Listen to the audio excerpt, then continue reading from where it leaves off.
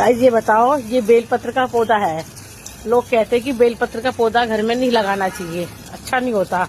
अब ये बताओ, भोले बाबा की हम पूजा करते हैं, सब कुछ करते हैं, तो भोले बाबा क्या हमारा बुरा करेगा? ये बताओ जरा। कहते इतना बड़ा बेलपत्र नहीं होना चाहिए घर के अंदर। जब भगवान की हम पूजा पाठ करते हैं तो भगवान हमारा कोई बुरा कोई करेगा? किस किस के घर में बेलपत्र का पौधा है, आंवले का है, ये देखो हार श्रृंगार की बेल जा रही है, ये शमी का है, ये देखो जरा। ये भगवान कोई किसी का कभी बुरा नहीं करता है, ये हमारे अपने कर्म होते हैं जो हमारे साथ बुरा होता है। भगवान किसी का ना बुरा करता है ना किसी का करवाता है।